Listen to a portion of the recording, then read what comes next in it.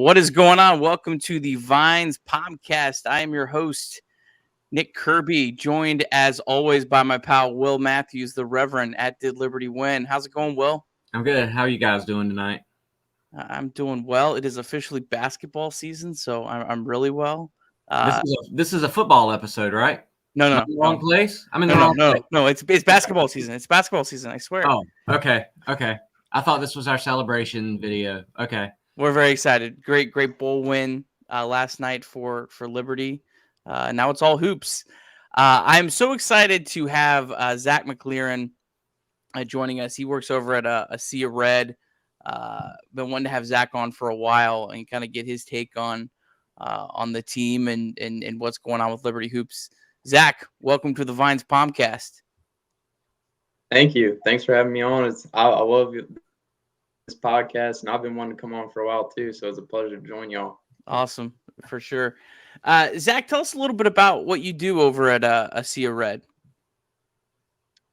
Yeah, so I do a lot of the social media stuff. So John does a lot of pretty much all the live Twitter updates you see, but anything graphic related, Twitter and Instagram, and I do a lot of that. And I also write a couple articles too. So for basketball, I've been doing the Player of the Week. I did a game recap of Stephen F. Austin last week, and for football, I do a couple things too. So I write a little bit, do a lot of the social media. Social media is the main thing, but I'll write a little bit too. But yeah, just love covering Liberty athletics. Zach, how close are you with John and Chad over there at a Sea of Red? So I met John my freshman year.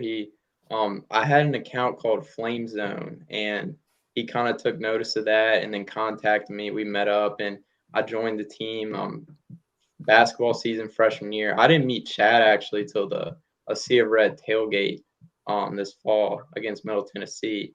But so I've met Chad a couple of times. I met John a few more times, but they're really nice guys, and I enjoy working with them. So you don't have any pull to get us favorable matches in the Liberty Twitter bracket this year? Is that what you're saying? Probably not, but Chad's probably the guy to go to for that. But he's the head man for that. But I'm looking forward to that too. I don't have to go up against the coach's daughter in the second round this year. Come on, man. I didn't even vote for myself. Yeah, I had Coach Freeze in the second round, and I was yeah, that ain't happening. Tough draw. Zach, are you an alumni? Are you still in school? So this is my senior year. It's my third year here. I'm trying to graduate early to save money, even though I'd love to stay another year. And sports management major, so always been big into sports, and yeah, just trying to finish out the last semester strong. Well, someone took 7 years to graduate. That's a very good idea for your long-term future. So, congrats on the senior year, man. That's awesome. How's everything on campus going these days? It's pretty good. It's nice to get everything back to normal this year. Last year was with COVID and everything, it was a lot different with having to wear masks everywhere and just hardly any seating in any of the food places. But this year it's been a lot similar. I thought it was kind of going to be like last year, the first couple of weeks with the lockdown, but thankfully that passed and it's going good. Everything seems to be back to normal. There's a lot of more students this year. I think it was the largest incoming class for freshmen ever. You can kind of notice that, but it's been a good year. That's awesome. How many of the games have you been to, the home games? So unfortunately, I couldn't go to the first one because I had to work, but I went to the Delaware State one, the Maryland Eastern Shore, and I think those two are it. And the Missouri, obviously, Missouri game. That was fun. So I've been to all of the home games, but Carver and Regent. I watched the Carver game on TV, but I had my white glove meeting during that time. I mean, I can't believe you didn't, pull all your strings to get down to see the legendary Carver Bible College play in person. And speaking of Carver, are we going to have to play them again? Is that a possibility? They play everyone, dude. Every time I pull up the college basketball scores, they're playing someone. Like, do they just like take $100 to take an L like every other night? Like, it's insane. Their women's team too. Their women's team lost to like Georgia Southern 100-40 or something like that. It was crazy.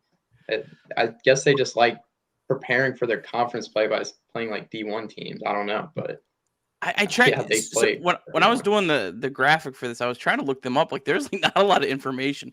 I don't know if you guys heard. There was a story up here of a fake high school football team in Ohio. Like, is this like the same concept? Like, are we gonna find out? Yeah, this game's against Carver. Don't count. Like, that's not a real school. Well, I did look up their school, and it said they have an enrollment of like 60. So I wouldn't be surprised. Like, I don't know. Is it all in the men's and women's team? Like, just yeah. I don't know. I mean, I'm pretty sure it was Wikipedia, so I don't know how reliable of a source that, but still. Yeah, I couldn't find like anything like on their actual record. I had to like go back to the broadcast of the game to see what it said on there. And I just went off of whatever that said. I couldn't even find like a schedule and results page for them. So, anyways, last question for you, Zach, before we kind of jump into all the happenings of Liberty. It's been a little while since we've recorded.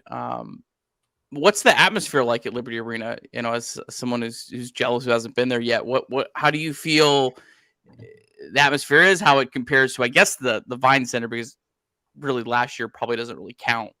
What's the atmosphere like? Oh man, it's definitely great. I said it on Twitter once before, and I think that'll stay. Like, the best atmosphere I've ever been to is the ASUN Championship in 2020 against Lipscomb. And I don't think that's going to be touched. But the Missouri game was definitely the second best atmosphere I've been to. I think that was kind of like the plan, like for Liberty Arena, was to get a packed house every night. And that was kind of like seen against Missouri. Like, I mean, you had the student line. You had to enter the Vine Center to get into Liberty Arena as a student. And it was just, the line was wrapped all the way around the Vine Center concourse, and it was packed. Everyone had a towel. Everyone was on their feet the whole game, which anyone that's been to a Liberty game knows that that's not like the norm. So it was cool to see. Delaware State, I mean, I can't say I was surprised, but that game, I mean, it was a Tuesday night.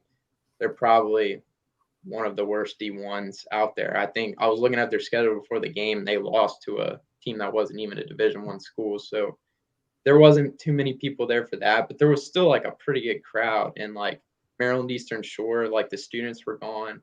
There was a good game. Like, I think some people after the football game went there, but it's a nice arena. Like, I actually had the privilege of like working like at games last year.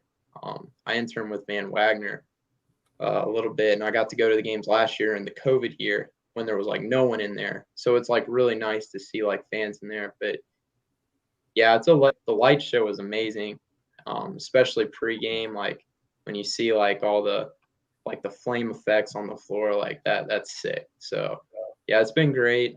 I don't know if it's gonna touch the 2020 championship. Maybe if we host a championship this year, maybe, but it's electric. It's nice. Yeah, the light show's like got like an NBA feel to it. It's really, really cool from what I've seen from the socials. But yeah, I definitely would be interested to see how it would feel in like a conference championship game, because, you know, like the Vine Center, you could pack it out, but, you know, if there's only 4,000-ish, right? That's what it holds. You're going to have people, they're going to be more invested in the game. Everyone there's going to be more invested than the 10,000 where you have, you know, a couple thousand people that are just there just to, you know, be there, have no idea what's going on. So yeah, I think it would be exciting. Hopefully, I mean, I would imagine, I would be shocked if we don't host one ASUN tournament game. Things would have to go really, really bad for that to happen. But yeah, I hope it happens this year. All right, let's get into some of the talk. We've kind of briefly touched on some of these games, but I want to go through. We try to cover every game. We haven't done a show since right after the Missouri game, to be honest. as much as we wanted to talk about Delaware State and Carver, there really just wasn't a whole to talk about. Didn't feel like a whole show worthy. And then the Stephen F. Austin game, that also didn't really feel like doing a show after. So we did it after a win. But let's talk about some of these. Liberty knocked off Delaware State 96-60.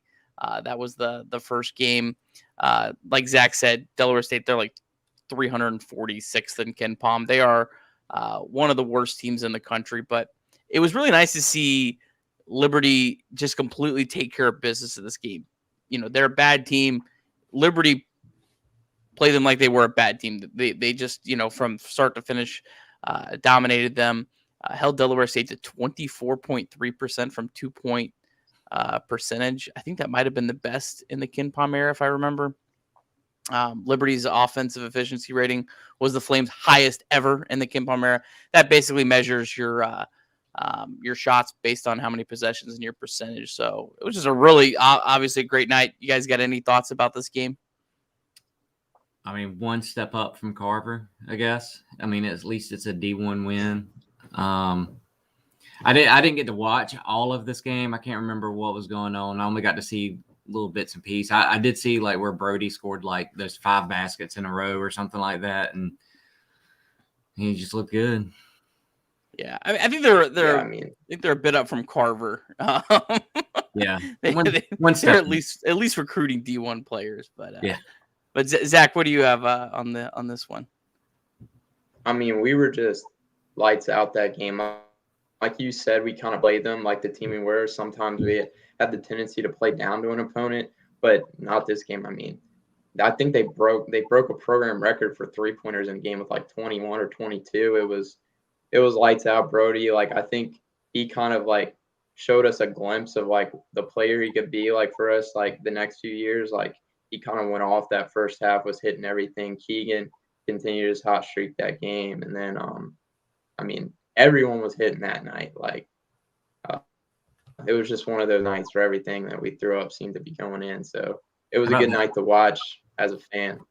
How about that stat line from a B right there? Like seeing that. Yeah, he's a guy I definitely want to talk about a little bit more on the show. But this was probably his first game where he really showed some signs that he could maybe be a real rotation player for this team. But yeah, Delaware State, they still actually do not have a Division I win this year. Their wins are over Karen, who I'm sure will probably play at some point, in Regent. They just lost to North Carolina Central by 23 points on a neutral court. And so yeah, tough season for Delaware State, but yeah, nice to see Liberty just completely, running up the score is important. I don't really love it, but it's part of basketball today. You got to run up the score against these bad teams if you want to get a better seed in the NCAA tournament. So I see them take care of business. I have these out of order.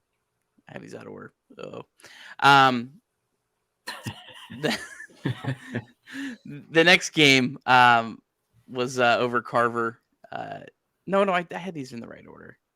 Oh man, I'm confusing myself now. Sorry, fellas. No problem. The next game was Stephen F. Austin. Yeah, this was a tough one. Will, you got any thoughts on this one? Man, just kind of thought, when you looked at the schedule at the beginning of the year, that game to me didn't really stick out too much, but then get a little closer and you're like, man, that's going to be a good game right there. And tough game on the road. They're a good team. Wish kind of pulled it out, but it was kind of one of those games like we just, I don't know, looked sloppy at times and just could not get a shot to fall in that game. And that's kind of one of those games you're going to look back at the end of the year like, man, that if we could have stole that one away from them, that would look really good on our resume. Yeah, and I know, Zach, you were watching a little bit of it last night. Stephen F. Austin actually took Kansas right down to the wire at Fog Allen. They lost by 8, but they had a lead with like 8 minutes left in the game. So I think Stephen F. Austin, I think they're a quality team. Stephen F. Austin does have a win over Buffalo, who right now is 79th in KenPom. So they're a quality team. It was disappointing to see I don't think the loss was necessarily as disappointing as it was to see them really not even get close. A 12-point loss to a team that's kind of probably similar, in probably how good the two teams are overall. Zach, you have any other thoughts on that game?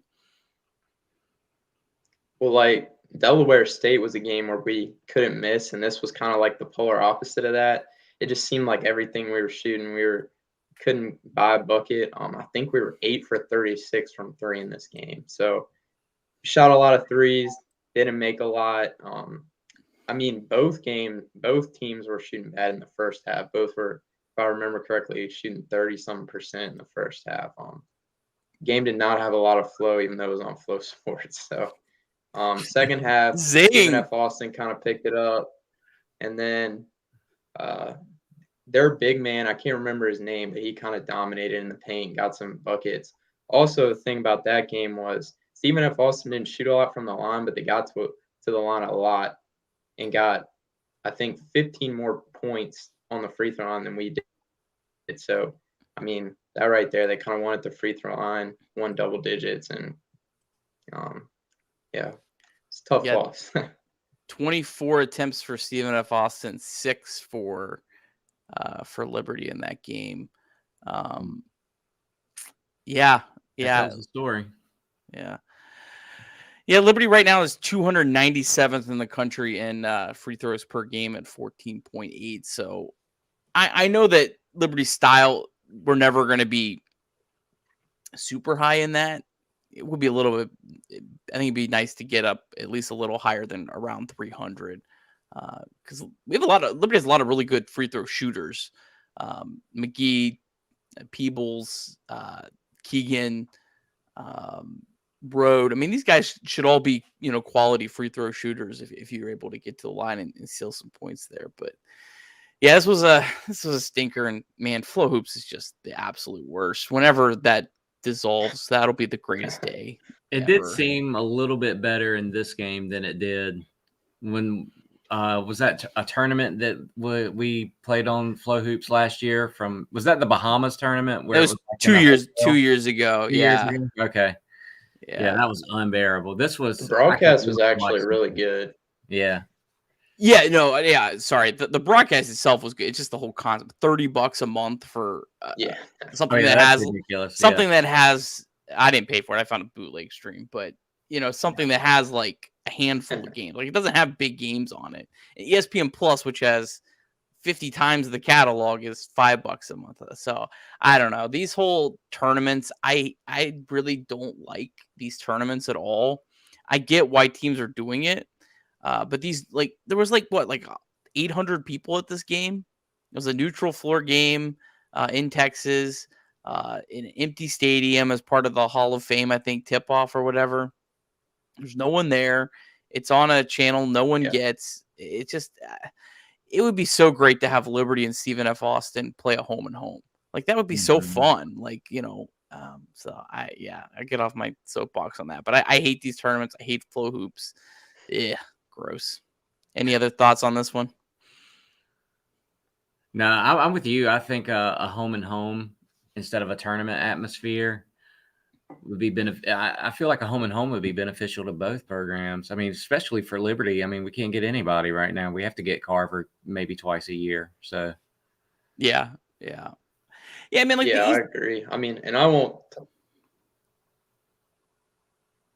Go ahead, Zach. I was gonna say I won't talk about it too long, but I like a home and home. I'm just so surprised we can't get like a VCU, Richmond, Longwood for a home and home each year. I mean, we have so many quality mid majors just in Virginia, but I mean, I guess they just don't want to play us, or we don't want to play them, one or the two. But yeah, I agree with you guys. I think home and homes would really benefit mid majors as opposed to these neutral site games that no one really goes to.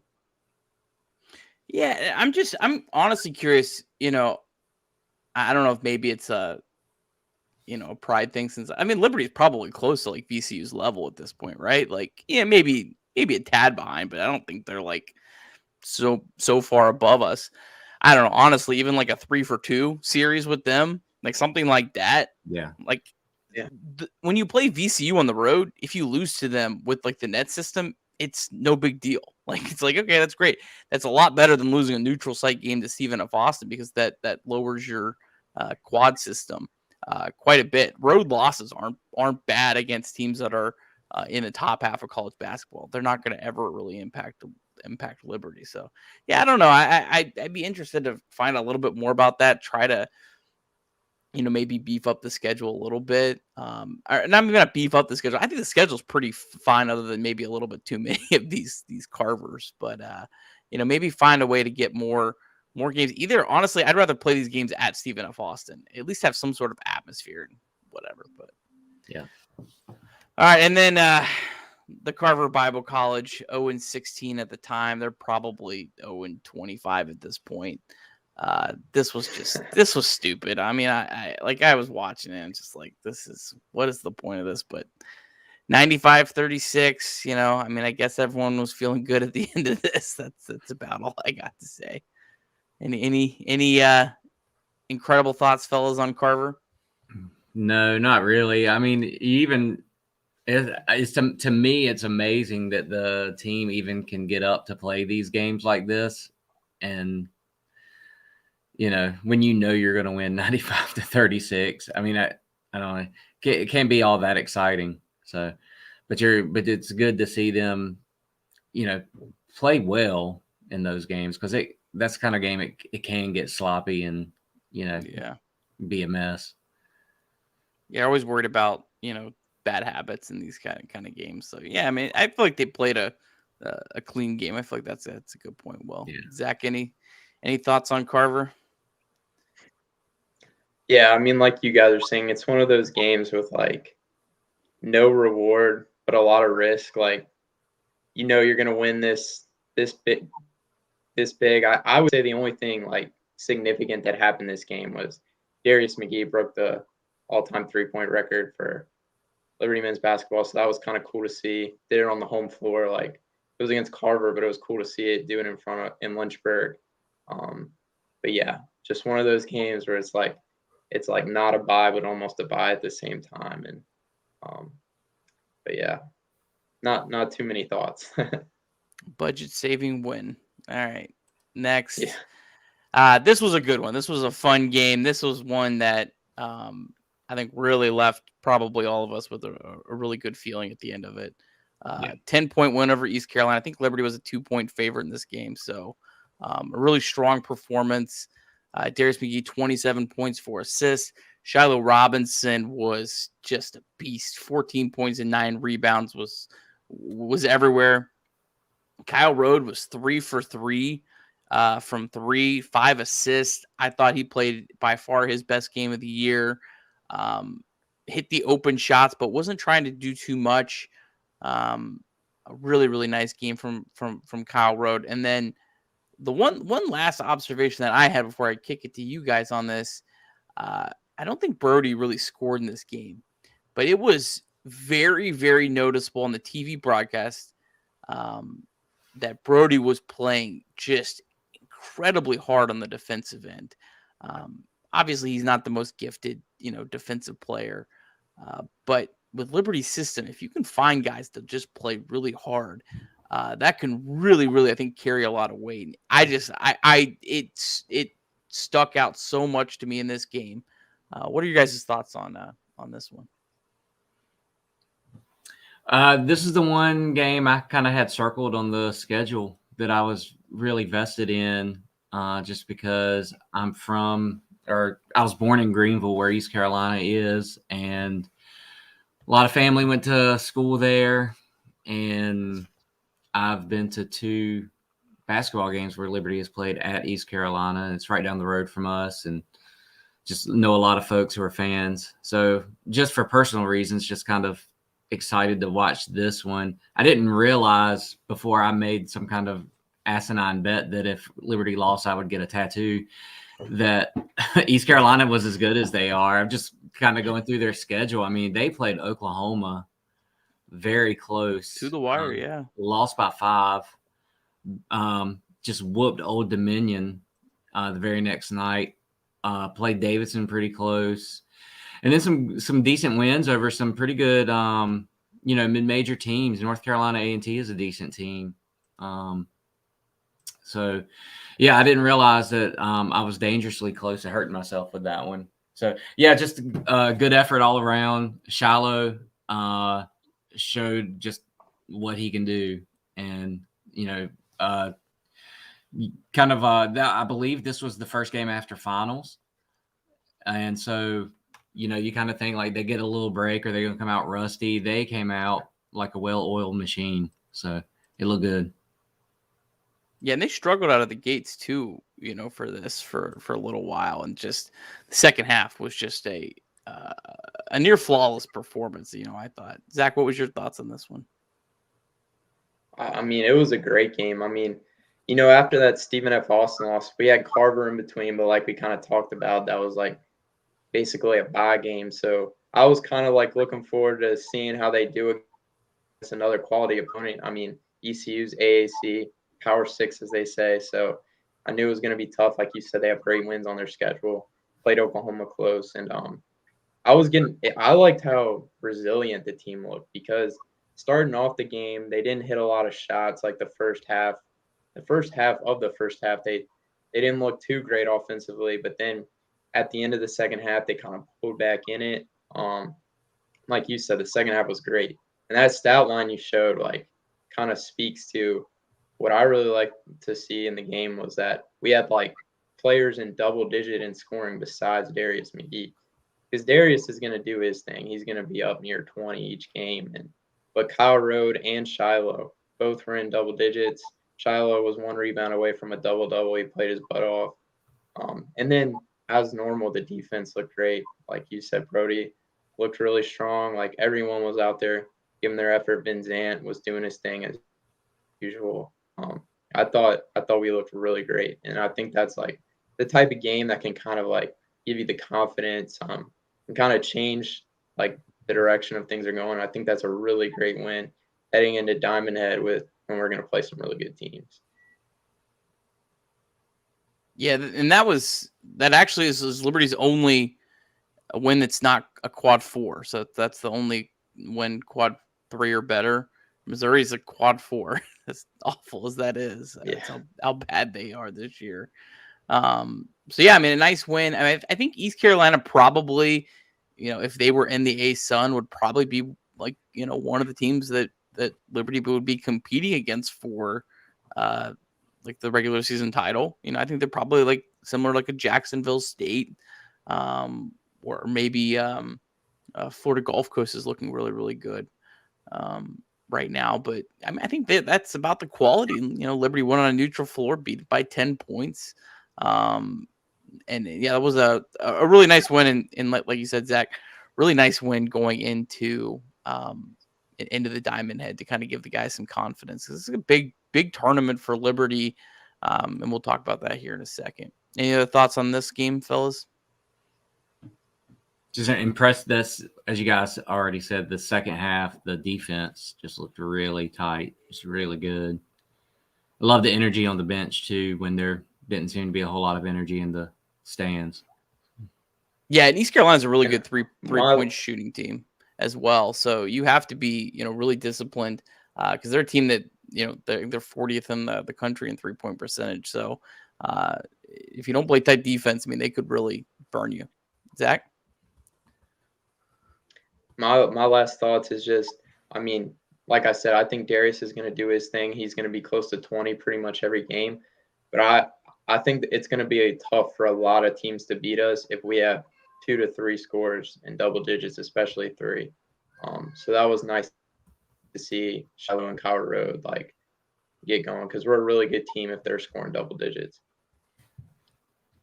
Yeah, when Darius doesn't have to force the issue, he can be a lot more efficient, which is something I want to kind of touch on a little bit here later on. But yeah, I mean, when everyone's chipping in, that's Liberty at its best. That was, that the 2019-20, the team, that was a team. I mean, you never had any, Holmesley was the best player, but you never had any idea who was going to lead the team in scoring that night. You never had a clue. I mean, it could have been any of 5-6 guys. Yep. Could have been Mayo Baxter Bell, on a night who wasn't even starting. And so that's Liberty at its best. Yeah, I think that's a good point, Zach. All right, so here's kind of where Liberty stands at the moment. Liberty is 127 in the net, just behind Jacksonville for the top of the ACE. I think Jacksonville might be a little inflated. They're 224 in KenPom, so I kind of look at that, and I know the net rankings early in the year. I think they tell you take it with a grain of salt before you start getting into like late January. Liberty is top in KenPom by a decent margin at 121. Jacksonville State, not to be confused with Jacksonville, is 144. They're second. And then, like I said, that East Carolina, that is the only win better than Quad 4 at 1-1. So I'm trying to remember what we said. Obviously, we've had to readjust our expectations quite a bit. Yeah. I think I said they lose 6 games this year. You think you said 5? Is that right? Yeah. Hopefully, it wasn't less than that. So yeah, obviously, I mean, Liberty at 4 losses right now. I don't think they're going to get to the end with 6 or less. No. But I mean, I think this team. I think this team maybe get to the end at 8 or 9 losses. I don't know. What are you thinking, Will? I think this weekend is going to be a big weekend for that. Playing a good team in Northern Iowa and potentially, some other teams. So, yeah, we didn't not exactly where we thought we would be at this point. Manhattan really threw a wrench into some of that, and Iona. So, but going in, I know we're going to talk about the Diamond Head here in a little bit, and it doesn't really even feel to me like a make or break type weekend, because at the end of the day, we still have to win the tournament to get in. So, yeah, Zach, what are your thoughts on 7 and 4? Based on kind of the expectations, based on the future. What's your kind of thoughts about where they're at now before we talk about the Diamond Head? I think in hindsight, it's probably pretty fair because when you look at our losses, like they done pretty well. Stephen F. Austin, like we talked about earlier, I mean, they play right up there with Kansas, and then Iona beat Alabama, who I believe is a top 10 team. So, and LSU, I don't even think they've lost yet. So our losses aren't bad losses. Iona game is one I'd really love to have back. I know that was a while ago, so I won't harp on it, but there are just a lot of missed open buckets, and then we were like 5 for 16 from the free throw line. So that would have been a huge win. There's a couple games in there, and then Manhattan, we should have won that game, but that was just a game where we caught them on a hot shooting night, and that's going to happen. We've taken care of the teams we should beat, which is a good sign, I think, and then the teams we've lost to aren't that bad. I kind of agree with you. I think 8 or 9 losses is fair. I'd probably say 9 as of now. And then Jacksonville, I think, like you said, it might be a little inflated, but I was looking them up, and they're actually number 3 in the nation in scoring defense right now. And they played a couple Power 5s too, and I think they held one in like the 50s or 60s. They're only giving up 54 points a game right now, so which is impressive because I'm pretty sure I remember hearing they lost like virtually all of their team over the offseason. But I mean, the more competition, the better, I guess, for the net rankings in KenPom. So yeah, lost all the players. Good so far. Lost their coach. Jacksonville right now, the reason they're so high is because of the margin. Like they only lost to Minnesota by 11. They lost to UCF by 9. They lost to Georgia by 11. So it's the margin that's done it for them. Their best win in terms of KenPom is North Carolina A&T at 259. So I don't know. I'm interested to see, can they play Pitt actually on Tuesday at Pitt. And Pitt's not very good if you follow the ACC at all. They're 186 right now in KenPom. Oh, yeah. So interested to see how they play in that one. If they can knock off Pitt, okay, yeah. Or if they can even play Pitt really close, all right, maybe I'll buy in a little bit to the Jacksonville, being decent. But if they get blown out, I'll probably I think KenPom probably had it right. So, yeah. So very interesting. Let's talk about the players before we get into the Diamond Head. Darius McGee obviously leading the way at 19.5 points per game. I don't think that's a surprise to anyone. Keegan McDowell, 10.9, has just been a godsend for this team. I mean, where would Liberty be without the way Keegan's played, so far this year? And then you take a look over at if you're watching this, the KenPom offensive rating. The guy number one. Now this is a very small sample. He's only played in like 15% of the minutes or something like that. But leading the way in offensive rating is Micah B. I've really been impressed with his last 4 games. So last 4 games is where he's played like 12 to 19 minutes each game. Before that, he basically didn't play at all. Outside, I think he played like 9 minutes in Manhattan, but he had a couple. He had a DNP. What are your guys' thoughts on a B? Do you think a B has cracked this rotation? Do you guys think he can be a contributor to this team? I think so. He gives you some size, where especially if Blake or Shiloh if they're gonna get into some foul trouble, he can give you some size. And I think the fact that he is getting more minutes, more significant minutes, I mean, I think that kind of tells you that he's kind of rising up in Richie's pecking order. Jack, what's your thoughts on a B? Oh man, I love to see him get good quality minutes because we kind of saw it last year in the first couple of games. I mean, I think against Purdue in the very first game of the year as a true freshman, he didn't even miss a shot. So he has that offensive ability to where he can just kind of take over. He's a good 3-point shooter, like you mentioned. He's a big presence too. And also I think the reason he's been playing, because a lot of Liberty fans are wondering during last season why he didn't get more minutes after the first portion of the year. And I always thought it was because of his defense wasn't quite there yet, because the pack line system isn't something you just come in and pick up immediately. You got to learn that, and Coach McKay ain't going to play you if you aren't playing good defense. That's kind of the number one criteria. So, but this year I've been really impressed with his defense. He's out there moving. You can see him talking. His defense has improved a lot. And I think that's probably the main reason he's getting a lot more minutes. And then he has that offensive ability. And I mean, the offensive rating is there. And I hope he continues to get more minutes, because I think he's a 20-plus point performance waiting to happen each night. So he has that ability. So it's been good to see him play. Yeah, and I'm sorry, I probably should have explained a little bit more the KenPom offensive rating to those who might not be super familiar with it. Basically, long story short, I won't get into the PhD like Will accused me of before. But basically, it's just how efficient a player is when they're on the floor offensively, calculating in their the percentage of shots, 3-pointers versus 2-pointers, what percentage are shooting, turnovers. It factors in a lot of different things, but it gives you a pretty good idea of how effective a guy is on the court. A 100 is average.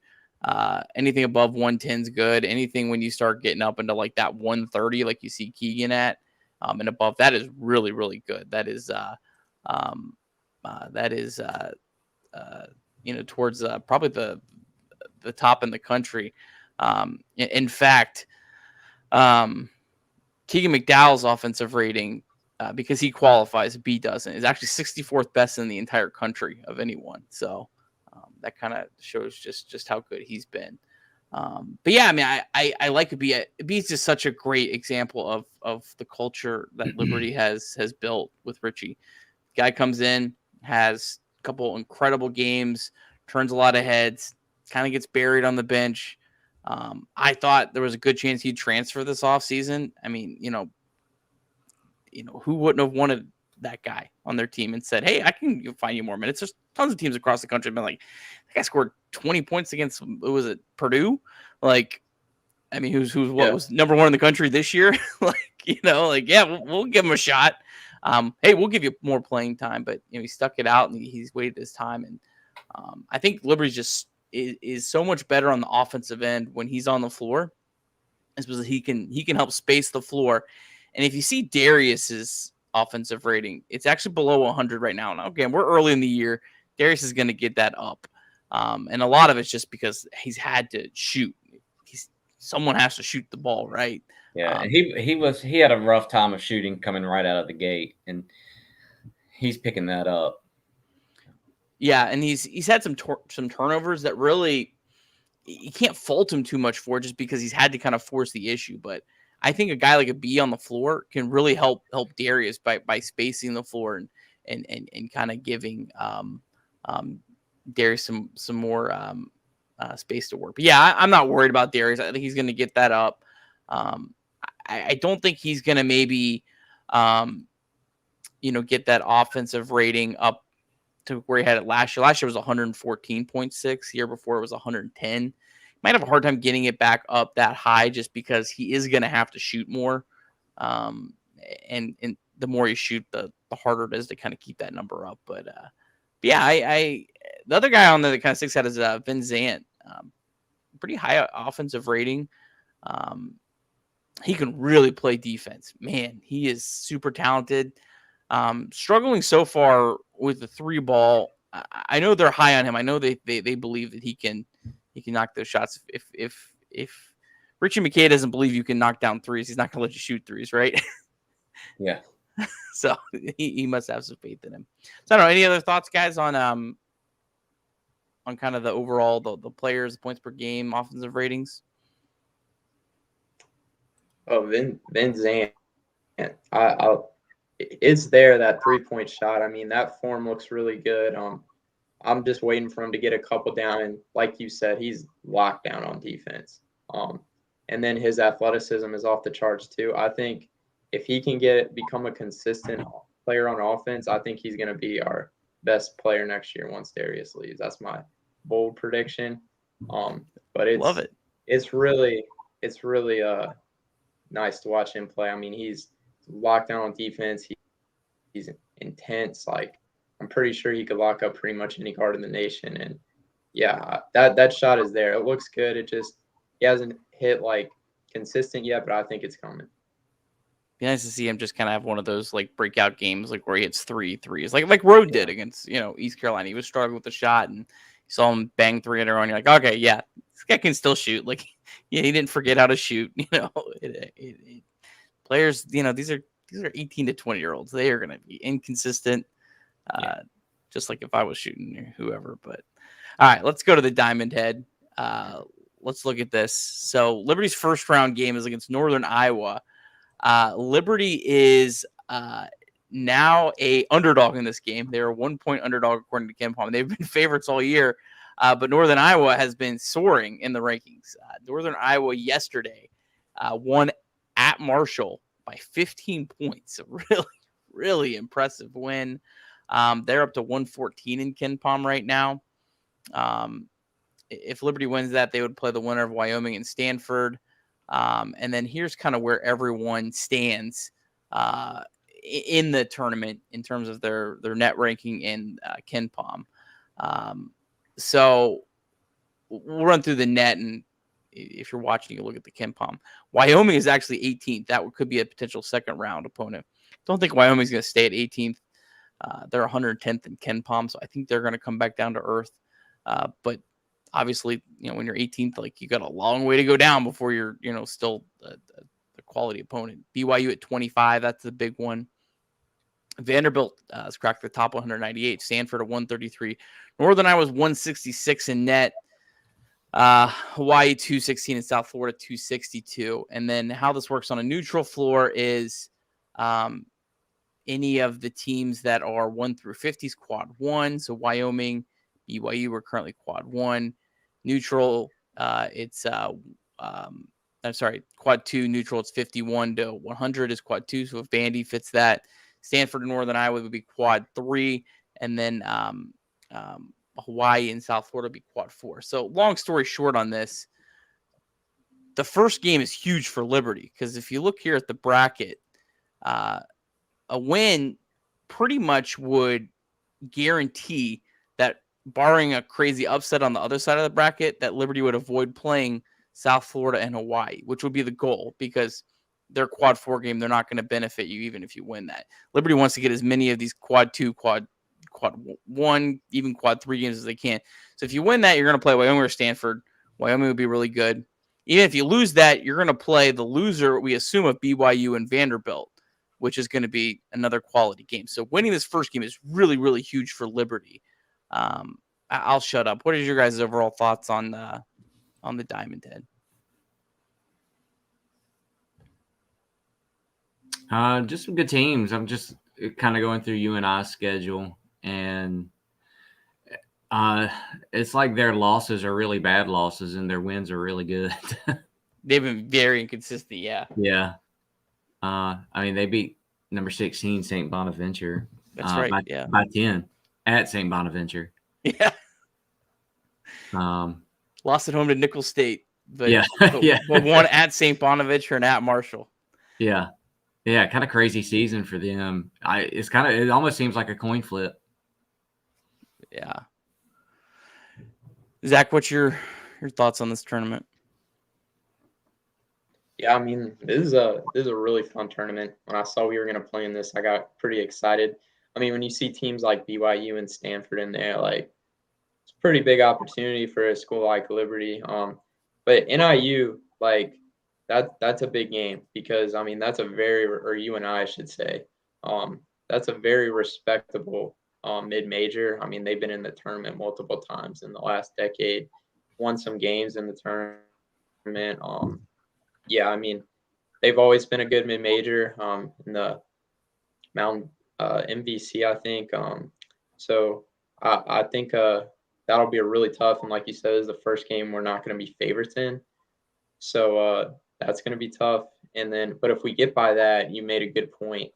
It probably will eliminate us playing South Florida or Hawaii, which will be huge. Because even if we do lose a game or two, like, we can at least lose to, like, some respectable opponents. And then obviously you have the opportunity to beat off like a Wyoming, Stanford, or potentially even a BYU or Vanderbilt. So it's a tournament with like high reward and low risk in a sense. Yeah, you don't want to play Hawaii on a neutral floor in Hawaii. Like that's a lose-lose for you. But yeah, I mean, the really cool thing is, so all the games that are on Saturday, which is the final round, they're the only college basketball games going on Nice. that day, on Christmas Day. The championship's on ESPN2, so that would be just obviously incredible. But even the third place game is on ESPN2. So either way, if Liberty could get to, if if they win the first one, yeah, they're guaranteed to at least play in the third place game. So you win the first game, you're going to get an ESPN2 game on Christmas Day. So that's kind of how big it could, kind of swing. So, yeah, I'm excited for this. This is such a fun tournament. So cool that Liberty's kind of risen to the point where they can get invited to a tournament like this, because there isn't really, other than Hawaii, there isn't a mid-major. South Florida's not technically a mid-major, they play in the American, even though they're not very good. They are still from one of the bigger conferences. So this is just super fun. This tournament, honestly, obviously it's going to come down at the end of the year to the ASUN tournament, but this tournament could be the difference of being a 13 seed or a 15 seed, or even a 16 seed. So, yeah, these games are huge. You guys, any other thoughts on the Diamond Head? No. I think you covered it all. Just looking at these, the Ken Palm rankings and the net rankings too, but just the,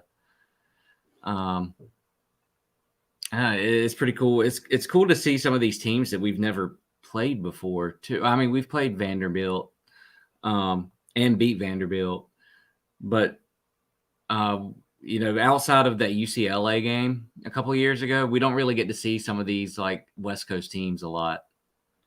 It's kind of neat to just have a different look to some of these games.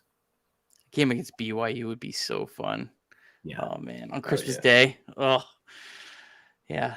This will be a really fun tournament. And the first game is on ESPNU. I think it's 4:00 on Wednesday. So it's just cool to see Liberty playing, on national TV. Feels like multiple times a year. Like, yeah, that's That's wild to me. And it's not like one of these like, oh yeah, we're doing our Big South game of the week, like on ESPNU, like buried, like, no, these are like legit, games that they're putting on there because, they're their game. They could put them on ESPN 3 or Plus or whatever else. But yeah, it's exciting. No more of the days when we were just on, was it Masson? If the Orioles or the Nationals weren't playing a game, we might get a game. Masson. Yeah. Good times. All right. Well, that is pretty much everything. Obviously, we're super excited about this tournament. At some point after this tournament's over, we'll try to do a show and kind of preview the A-Sun season. When Liberty comes back home, they play. It says Boyce is the New Year's Eve game. Oh yeah, we'll see if they actually play them and whatever. Game of the century. And then A-Sun play kicks off January 4th. So we'll try to do a show, in between that, talking about the Diamond Head and then previewing the A-Sun season. A-Sun season is going to be really fun this year because I was looking at the schedule. Now there could be, obviously some COVID issues and whatnot. And so I don't want to jinx anything, but there's not 4 days without a game. So like last year we had, like Friday, Saturday, we had to wait a whole week before they played again. Like they don't have a 4-day stretch where they don't play. So it's like, they're really into it once they get going. So that'll be fun. And the A-Sun season will, I think, probably go really quick and should be a lot of fun to cover. But Zach, thanks so much for coming on, man. We really appreciate it. It was nice having you here in your perspective. We'd love to have you on again at some point. Oh, definitely. Thank you all for having me on. Always down to talk Flames basketball, so be happy to come on anytime. Absolutely, yeah. Really excited about the rest of the season, so we'll keep you updated and keep yapping about the Flames. So thanks to everyone for watching. If you haven't, make sure you subscribe to us on YouTube. We're under the Liberty Classic Games. That's where we put all these on. And then we're on Apple, Spotify, and I think we're also on Google Podcasts now as well. So thanks again, everyone, for joining us. As always, go Flames.